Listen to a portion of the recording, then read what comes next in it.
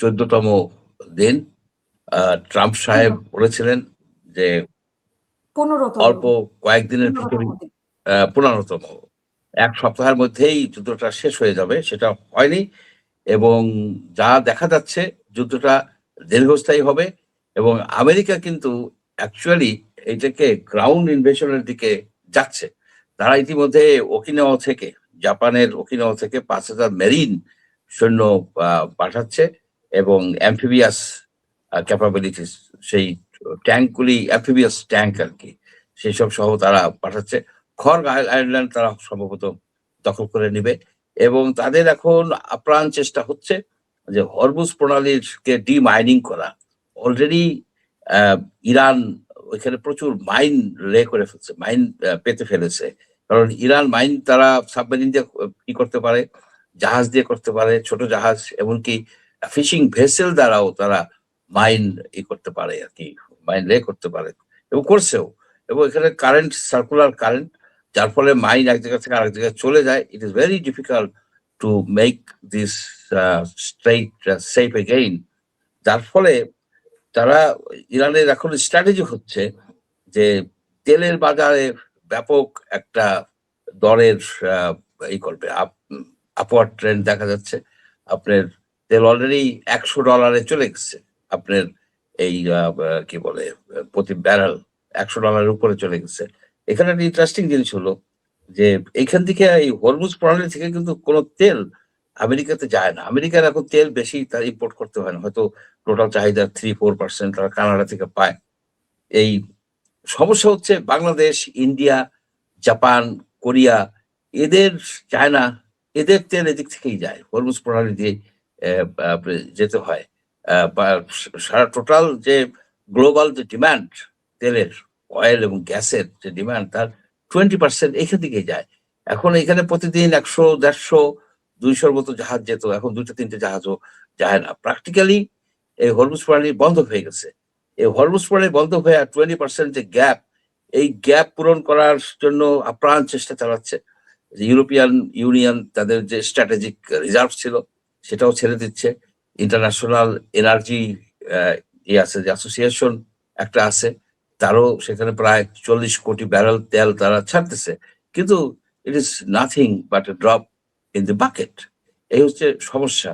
এই সমস্যায় এটা একটা অর্থনৈতিক সমস্যার দিকে সারা পৃথিবীতে একটা গ্লোবাল একটা ইমপ্যাক্ট ফেলার জন্যই কিন্তু ইরানের স্ট্র্যাটেজি, তাদের গ্র্যান্ড স্ট্র্যাটেজি দেখতে হবে যে তারা এই ইসরায়েলকে সম্পূর্ণভাবে ধ্বংস করে ফেলবে এমন কোনো বিষয় না, পারবেও না। আবার ইসরায়েলও ইরানকে ধ্বংস করতে পারবে না। একটা দাবা খেলার সেই সে গুটির চালের মতো যে আপনি কোনটা মারলে কি হবে না হবে এইভাবে এসে দাঁড়িয়েছে বিষয়টা। সেজন্য আমাদের নিজেদেরও চিন্তা করা দরকার যে আমরা এখন কি করতে পারি? আমাদের এনার্জির বিষয়টা আমাদের আ ভাবতে হবে। আরেকটা বিষয় হচ্ছে মিডল ইস্টে প্রচুর পরিমাণে বাংলাদেশী ওয়ার্কার আছে। তাদের সেফটিটাও কিন্তু আমাদের নিশ্চিত করতে হবে। এই যুদ্ধ সারা মিডল ইস্টে ছড়িয়ে গেছে। যারা, যেটা পলাশ সাহেব বললেন ডিটেইলস, যে ওদের যে স্ট্র্যাটেজি, ইরানের যে স্ট্র্যাটেজি অ্যাসিমেট্রিক স্ট্র্যাটেজি।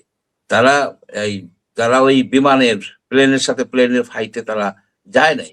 তারা জানতো যে তাদেরকে যুদ্ধ করতে হবে অন্যভাবে। এখানে দেখেন যে আয়রন ডোম, যেটা আয়রন ডোম কিন্তু 1982-3 দিকে এই রেগান সাহেব ডেভেলপ করছিল। তখন অনেকেই বলছিল যে iron dome wastage of money ইত্যাদি, ইত্যাদি অনেক কিছু। সেই আয়রন ডোম এখন বাস্তব। এই আয়রন ডোমটা ইসরায়েলকে রক্ষা করে। কিন্তু আয়রন ডোমের যে সিগন্যাল পায় তারা বাহরাইন থেকে পায়, তারপর জর্ডান থেকে পায়।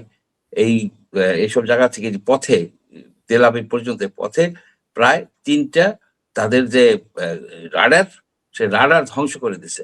যার ফলে ইসরায়েল যখন সিগন্যালটা পায় তার হাতে থাকে ২-৩ মিনিট সময়। এই ২-৩ মিনিট সময়ের মধ্যে এটা সম্ভব হয় না।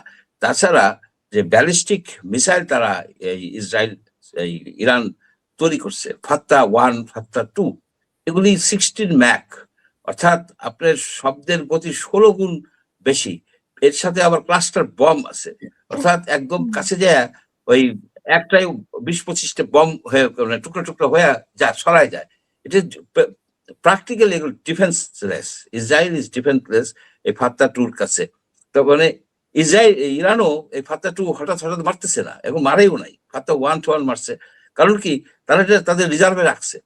এখন আমরা কি মানে ধারণা করতে পারি কি হতে পারে? আমার ধারণা যেটা, যুদ্ধ দুই দলই ডিক্লেয়ার করবে, ওই ওয়ান সেটা চলে যাবে যার যার বাড়িতে। আর ইরানের যে নিউক্লিয়ার প্রোগ্রামকে তারা কিছুই করতে পারে নাই।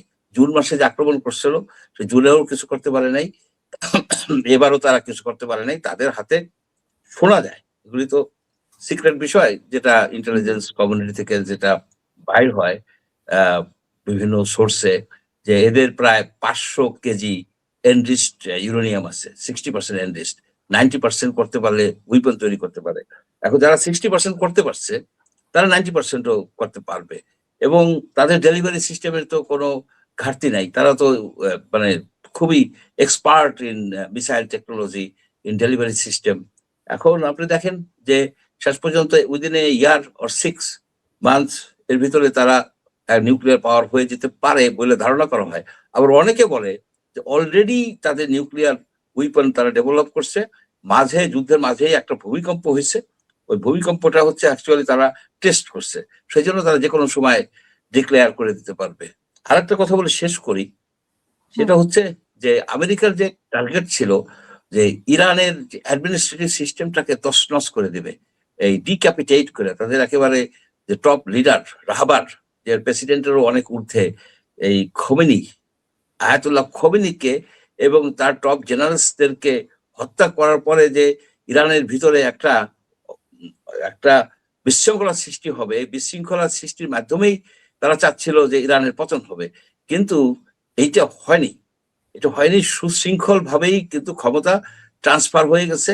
একজন রাহবার বা একজন আয়াতুল্লাহ তো না, কিন্তু খোমেনির আয়াতুল্লাহ তো একটা ধর্মীয় খেতাব, ওই পর্যায়ে উনি যেতে পারেননি এখন পর্যন্ত, মুস্তফা খোমেনি।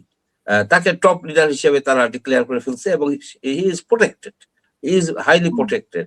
আর নেতানিয়াহুর মৃত্যুর কথা যেটা, আমার ধারণা নেতানিয়াহু আহত হয়েছেন, নিঃসন্দেহে সে আহত, মৃত্যু মনে হয়নি, আহত হয়েছেন। এবং উনি চিকিৎসা আছেন ইউএসএ, উনি আর ইরানে ইসরায়েলে নাই বলে আমার ধারণা।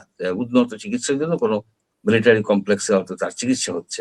এইটা একেবারে স্পেকুলেশন, কারণ ইসরায়েল অনেক কিছু করতে পারে, এবং সে ওইখানে চিকিৎসা করবে, তার থেকে সে সরায় নেবে তাকে, এটাই ধারণা করা যায়। তবে একটা জিনিস নিশ্চিত, যে একেবারে সে সুস্থ নাই এই নেতানিয়াহু। আবার এটাও নিশ্চিত বলা যায় যে সে মৃত্যুবরণ করেন নাই। মৃত্যুবরণ করলে যে জিনিসটা আমরা জানতে পারতাম, যে ওদের নেতৃত্বের মধ্যে একটা হইতো, মানে মুভমেন্ট হইতো, হ্যাঁ, সেই ধরনের কোনো মুভমেন্ট কেউ কিন্তু লক্ষ্য করে নাই।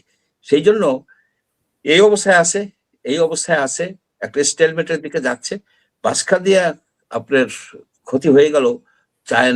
চায়নার যদিও রিজার্ভ আছে, 6 মাসের তেলের রিজার্ভ আছে, ক্ষতি হয়ে যাচ্ছে আমাদের মতো দেশ, বাংলাদেশের মতো দেশ, যাদের তেমন কোনো তেলের রিজার্ভ নাই। এখন বোঝা দরকার, আমাদেরও স্ট্র্যাটেজিক তেলের রিজার্ভ করা দরকার, আমাদেরও কয়লার থেকে বিদ্যুৎ উৎপাদন করা দরকার। এইসব শিক্ষা দিচ্ছে আমাদেরকে। এখনো যদি আমাদের এটা না হয় যে এনভায়রনমেন্ট নষ্ট হবে, এটা সেটা বইলা যে আমরা বিদ্যুৎ উৎপাদন করলাম না কয়লা থেকে প্ল্যান ছিল 14,000 মেগাওয়াট বিদ্যুৎ উৎপাদন করবে, সেটাকে বাদ দিছে। সেটা থাকলে আজকে আমাদের এতটা চিন্তা করতে হতো না। আমরা কোথায় এলএনজি ভিত্তিক, এলএনজির যে কারখানা সেটা বন্ধ। এলএনজি আনি 80% এলএনজি আসে আমাদের লং টার্ম চুক্তির মাধ্যমে কাতার থেকে, সেই কাতারের এলএনজি কারখানাই বন্ধ, প্ল্যান্টই বন্ধ। আপনি কিভাবে চলবেন?